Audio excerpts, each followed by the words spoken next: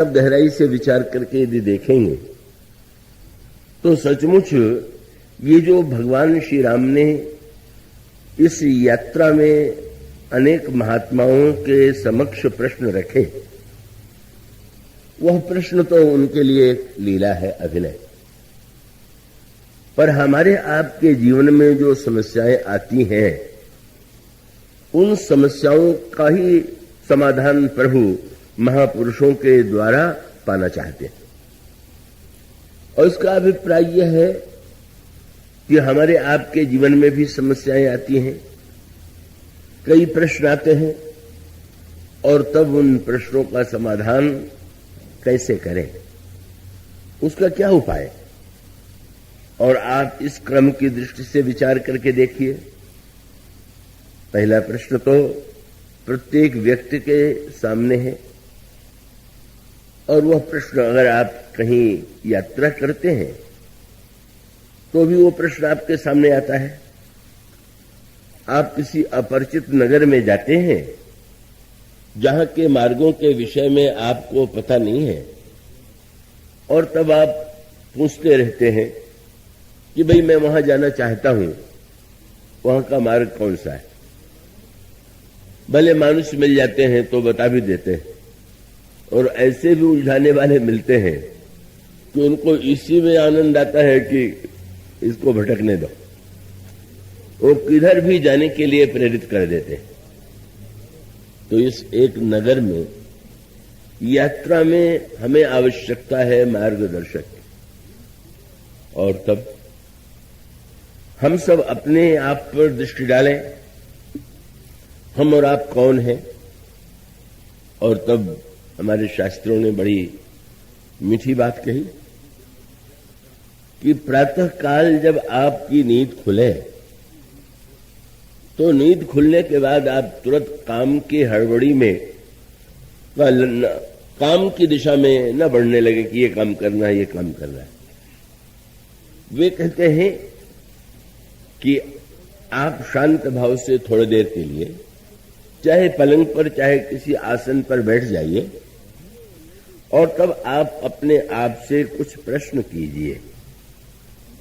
और वे विशेष रूप से कहते हैं कि 3 प्रश्न प्रत्येक व्यक्ति को अपने आप में पूछना है। और वो 3 प्रश्न हैं, को हम, मैं कौन हूं। बड़ा विचित्र सा लगता है कि सोकर के उठने के बाद इस प्रश्न की क्या आवश्यकता है कि मैं कौन हूं।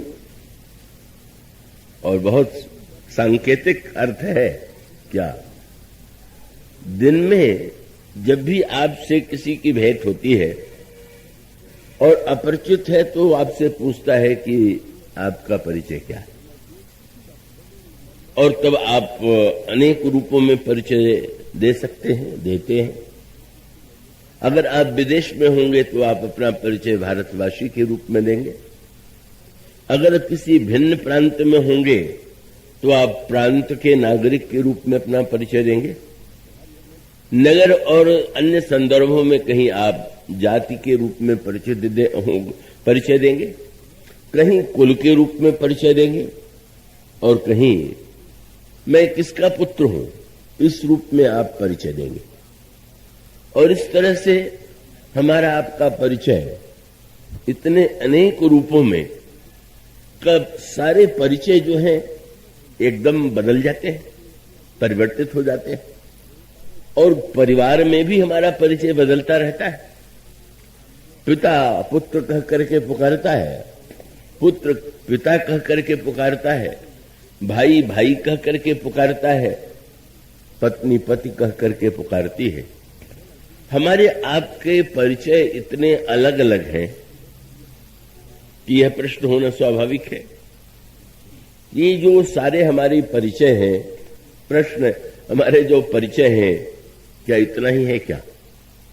और इसके पीछे भी एक गहरा संकेत, क्या रात के बाद क्यों दिन में आपके परिचय बदलते रहे।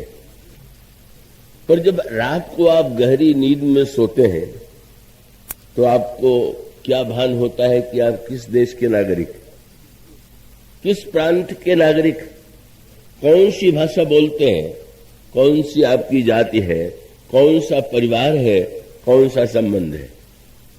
दिन और रात का खेल तो बड़ा अनोखा हो गया।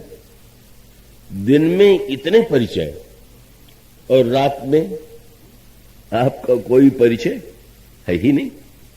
आपको कोई स्मृति नहीं है कि मैं ये हूं। और तब महात्माओं ने कहा कि प्रातः काल जब उठिए तो पहले विचार करके सोचिए कि जो दिन में मुझे लोग कह रहे थे, मैं कह रहा था मैं वह हूं, कि रात्रि के गहरी नींद में हमको जो लगा वो मैं हूं। यह प्रश्न बड़े महत्व का है। और आपने विचित्र बात देखी कि दिन में आपका जब परिचय दिया जाए तो परिचय के बाद कोई न कोई आप पर कर्तव्य का भार लदेगा।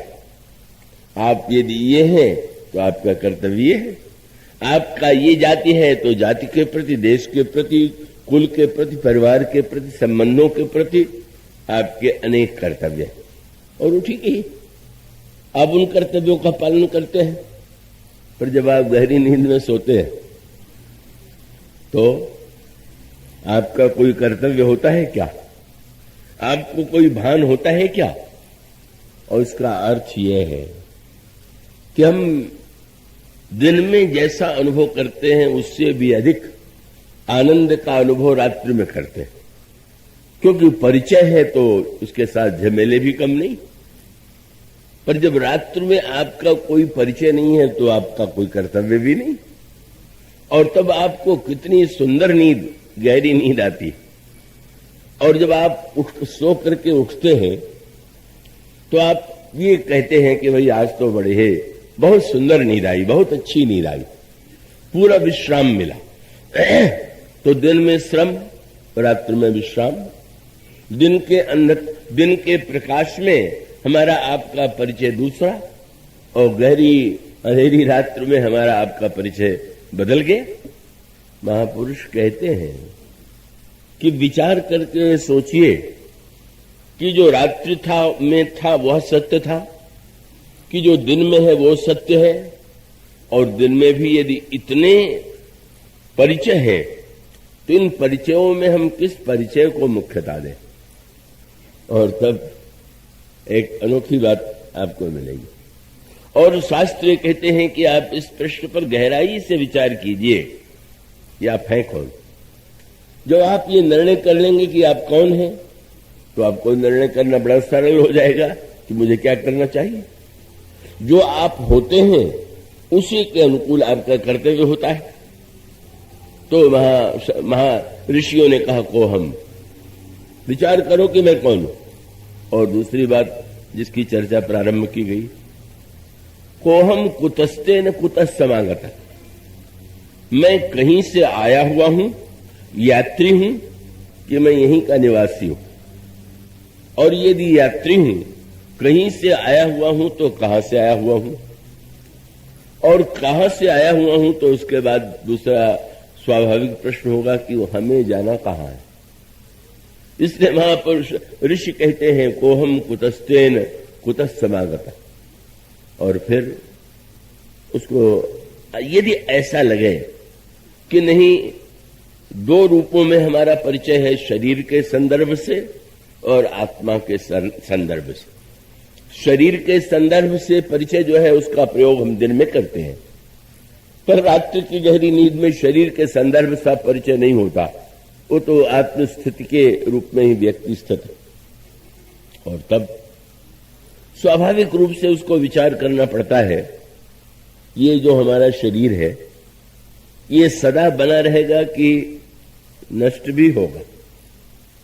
और नष्ट होगा तो अपने आप से प्रश्न करेंगे कि आपको जाना कहां। महापुरुष कहते हैं इन तीन प्रश्नों पर पहले विचार कीजिए और तब आप नीचे उतर करके कर्म की दिशा में अग्रसर होंगे। इसका अभिप्राय कर्म के मूल में विवेक, कर्म के मूल में चिंतन, कर्म के मूल में प्रश्न। और जिन लोगों के मस्तिष्क में प्रश्न नहीं आते वो सुखी तो बहुत होते हैं। श्रीमद् भागवत में बहुत बढ़िया बात कही गई कि दो प्रकार के व्यक्ति ही तो पूरी तरह से सुखी होते हैं। कौन से? बोले यश मूढ़ तमोलों के, जो महामूर्ख हैं वो बहुत सुखी होते हैं। और ये यस्तु बुद्धे परंगता, या तो विवेक के द्वारा जो सर्वोच्च स्थिति में पहुंच जाते हैं वो व्यक्ति सुखी है। बीच वाला व्यक्ति तो बेचारा बेचैन होता है। पर यह बेचैनी, आप कोई चाहे भी कि हम महामूर्ख हो जाए तो कोई उसके बस में थोड़ी होता है। मूर्खता, बुद्धिमत्ता में तो आपका प्रयत्न काम दे सकता है, पर मूर्खता का कोई उपाय नहीं। वो तो जो है सो है। तो ऐसी स्थिति में ये जो प्रश्न है बड़े महत्व के।